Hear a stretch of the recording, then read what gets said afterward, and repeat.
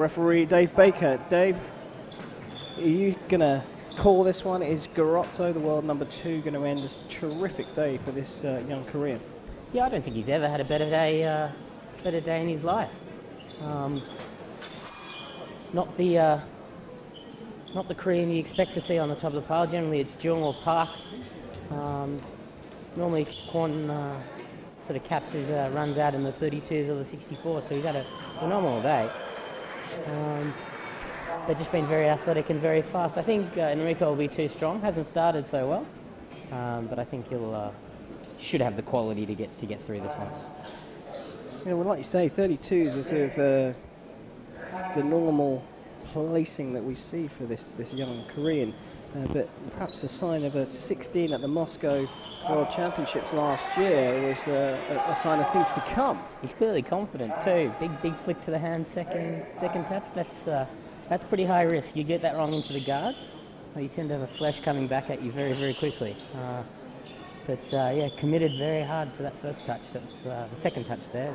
Very interesting. You did tend to see some flamboyancy from Koreans, but more so in the foil and sabre disciplines. Here in épée, it tends to be a little bit more reserved. Well, I don't know. I think certainly the girls are a little bit more straight edge. The boys have a lot of fun. They're a fun team. Their coach is a lovely guy as well. No, they're certainly an absolute pleasure to watch and to referee. Great to see them doing well. I think they'll be a force to reckon with both Rio, both individual and teams. And of course, Kweon is going to be vying for a spot both in the Korean team, but then on top of that, can he do well enough in the remaining ranking events for their selection to make it as an individual? You would have thought that, yeah, I mean, having picked up a minimum of a bronze medal today, that should put him right up there in the Korean ranking lists. And he's shown that he can actually knock off some very good fences. Absolutely. Which is really nice to see. Because Sergei beat it. He had in the 16, and then beat another Olympian who qualified today, Basel women in the last 8, wasn't that back? In the quarterfinals, yeah. And I mean, you could argue that Vivian was, the job was done today. But he did fight hard in that, and you've got to say, Kweon beat him. Yeah, I mean, absolutely. Anyone that's ever met Baz will know that he never gives up on anything. He's a fighter through and through. Yeah, so what else? While we were too distracted there, I think there was a call for non-combativity. Yeah, absolutely was. Yeah, so that's no minute without a hit. No hit in a minute, and so the referee calls halt, and we moves them straight onto the next period. Well, it's working out well for this young Korean. He's taking it to the world number 2, as he did to Vivian. And like you say, there was a period of non-combativity. So the referee took it into his own hands and said, you're not fighting enough, you're not scoring enough hits. We just rock straight into the second period. There will be no break. So we won't see more than another minute of rest in this fight. And that's if the referee doesn't call non-combativity in this period. Likely, or will Garozzo press to close the gap? I think they're both looking to score, but goodness me, I can see how he gets frustrated when he gets picked off with counter-attacks of that quality. Speed and accuracy, we're going to see a replay here. I mean, just phenomenal. How did he see it for a start and then land it with such a small amount of target to hit? Enrico Garozzo hasn't done a lot wrong there. It's a short lunge to the immediate target. You'd think that's a pretty low percentage risk shot. And he's just been absolutely picked off with a counter-attack. That's pretty tough stuff. Pretty demoralising. Well, this isn't clearly. There is a team element to this sport, but we're watching it in its individual form. And as an individual sport, and I know with the depth and quality in men's épée in particular, if you're on form, if you're seeing things in this sport, you can really take anyone, can't you? Absolutely right. And you just sort of hope that when it is your day and when you can hit anything, and you could hit a mosquito at 20 paces. You just want that to be at a big competition. You want that to be at the Grand Prix. You want it to be at the World Championships. You want it to be Olympic Games. If it's just going to be your day. And you want it to last for the day, right? Oh, absolutely right. I mean, there's no point in lasting for the first round, and then you come back for the preliminaries, and you know, it's gone, and you couldn't hit a mosquito if it was lying dead on the table next to you. Yeah, I think we've seen there though that this is not going to be, even if you're having a great day, going up against Enrico. That large touch there, you make any mistakes, you go to the deep target without the blade, and he's already moving backwards. It's a very simple parry across to the forward target. You know, he's just going to beat you. So you're just going to have to hold his head. He's not a guy that's used to being out on the podium under the lights. I think he's just going to have to maintain that composure and control. He started well, so he's given himself every opportunity to make the final. Garozzo not out of it though, only 1 point behind, and now he has levelled up. As you see, he missed the counter-attack, and he did have that chance. Counter-attack just falls up short, and then there's an instant remise. He's right on you, he doesn't let you escape. And that's the problem. You make a mistake, you get punished. Well,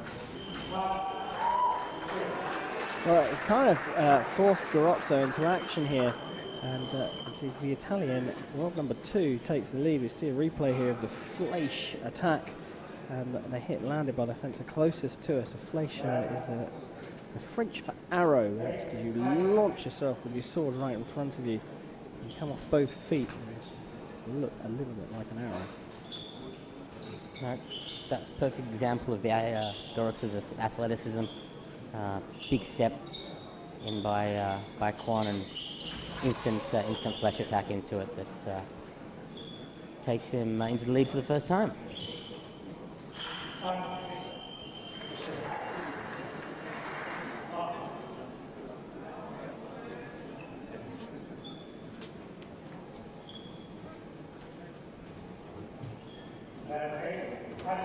Well, for me, Kweon has to reset, and he'll be looking to get to this minute break in just over 30 seconds and have a chat with his coach.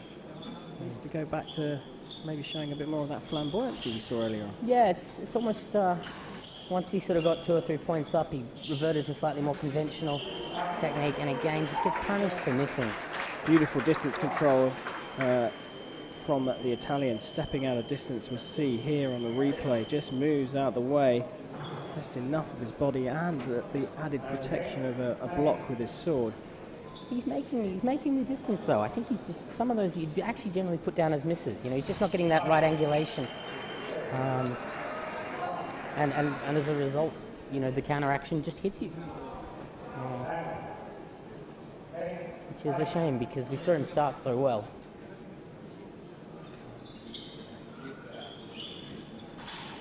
Be interesting though, because they didn't get a chance to talk to their coaches because of the non-combativity. So I think this probably breaks comes at a good time for the Korean fencer. Well, it looked almost that the clock just ticked out as Garozzo may have landed a hit to the foot there as well. But as you say, this break is most welcome for this young man here. He's Youngjun Kweon of Korea, chatting with his coach there, taking on some fluid. Surely the result of his career so far. Down at the other end is the Italian coach with Enrico Garozzo, going through a very clear instruction by the looks of things. Yeah, the Italian's got some good advisors there. It's Enrico Di Chiolo, one of the foremost authorities on world fencing, probably one of the best people in the world to have in your corner. And here we see some of the great shots in slow motion. 4-1 up. The Korean was in a commanding position, but that was the start of the comeback from Garozzo. Well, just like that, that minute break is over, and we're into the third period. We've had one period of non-combativity called, so already we're in the third period. Second semi-final, men's Épée Budapest Grand Prix semi-final, and win and you're fighting for gold, lose and you'll have to settle for the bronze medal. First cut is critical here. You got to start this final period well.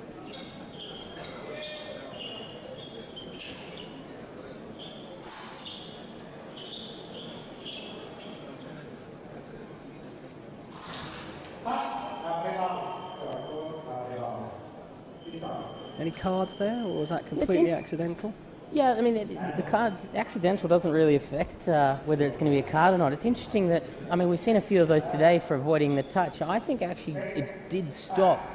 It did stop that KOR, the body contact there, did stop Garozzo's ability to riposte. I think a card could have been in order there. Referee didn't issue the card. I'd like another look at that. It's certainly within the realms of possibility for a yellow card, certainly based on the interpretations we've seen today.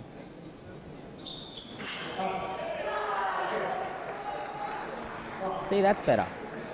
Earlier in the match, Kweon would be taking steps back, trying to find the timing, but he actually just holds his line. But very strong. Does Garozzo miss there? He does. He does, absolutely. Just goes straight past the arm, goes to the forward target. First time he's missed today. He's generally been very good, and he's been confident enough to go to the side of the forearm. Missed and gone straight past, and Kweon's right there. Maybe he expected Kweon to take a step back. Isn't that? Oh, does he hit the foot or does he hit the piece? I think he's hit the piece. That's very honest. Are they going to check it? The referee is going to go and check this, and I think we're probably going to get a chance to see a replay of that. We see the fences walking up and down, and the reaction from the athletes was that it was not. Yeah, that's not on the foot. There was no celebration. They didn't even go back. That's very, very clearly no touch. Is the referee in that instance, even though both the fences were in agreement, is he compelled to check the video? Look, we've got this wonderful technology. You might as well use it. I think it's one of these ones where you actually, it's because he's flicked the piece so hard. It's not that the piece isn't working. It's more that because it's bounced up and you've hit it so hard, there's actually still contact on the way up. Right. So the light still comes on. So the point's been depressed long enough for the hit to come up. Yeah, exactly. But for what reason now would we have what looks like some kind of technical analysis of the situation? Is this not... I think the referee wants to be confident that the piece is actually earthed. Sometimes with these aluminium pieces that sort of fit together like wedges, if you hit it hard enough, it can actually break that connection. Oh, I think okay. So it's worth checking. Yes and no. I mean, look, we've got all this technology. We've got 2 assistant referees. I don't think for me, it's a one-off that we can probably move on pretty quickly, so long as it's not a regular occurrence. And I think they're doing that now. Maybe just wanted to check with the technical officials that there were no problems with the wires. But at least the right decision was made fairly quickly, so it's not the end of the world. Well, we're back underway. What potentially could have been a big technical issue has transpired to be nothing more than a quick check, and we're back to the action. Garozzo leading 8-7. Final period of the second semi-final here at the West End Epée Grand Prix in Budapest.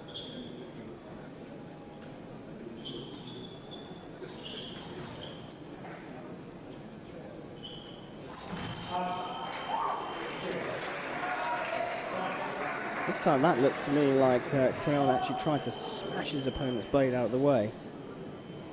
Yeah, you see the beat of the blade, but Garozzo's so strong, he didn't move at all. Absolutely. I think the beating was in the wrong place as well, way too close to the guard.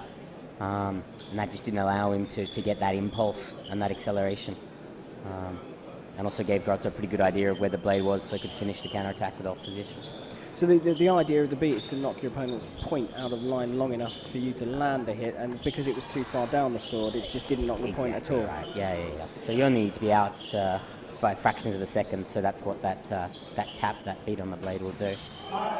Well, what looked to be a dummy attack on a first sortie there from the Korean was rapidly followed up by the real attack and landed with great accuracy. Here we have another replay of that one. And 2 attempted parries from Garozzo were not enough. Yeah, that's the perfect response to Enrico's tactic. It's absolutely caught out there with footwork and timing to restore the gap to where it was. Still too tight to call though, minute and 16 seconds left. And Kweon has taken out some big names so far in the tournament. Garozzo's not clear just yet, although he is starting to look stronger and stronger and stronger as the fight goes on. Yeah, he's really disappointed for not getting a light up there. I think he's just been timed out. Garozzo's confident enough, hits him on the upper arm. Kweon, oh, but hang on, so the epée didn't work. So we're going to annul that hit. I thought he just timed out because he went for the body and Garozzo hit him on the arm, but looks like it was a technical issue. Let's have a look now. Yeah, he actually did hit. Look, if you slow it right down, he actually did hit him first with no light. Well, good call there. I mean, often you see fencers go to the referee in épée and wave their épée at the referee to test it, but that's really most of the time more in hope than guaranteed judgment that they definitely didn't score. Yeah, he wasn't too happy about it. And looking at that slow motion replay, you can see why. He certainly hit first. Just had a technical problem with his weapon. Well, weapon surrendered. He has a new one from the bag, and most importantly, they cancel that. They cancel that touch, so the score deficit remains the same. Yeah, still no need to rush. You see the Korean not pressing too hard. He's still trying to fashion a hit, build the hit. No need any craziness just yet. Oh, that's very nice, but did it hit on the piste, off the piste, or on the foot? I don't think that hit the foot. I think that's off the piste. Didn't look right in real time. Let's have a look.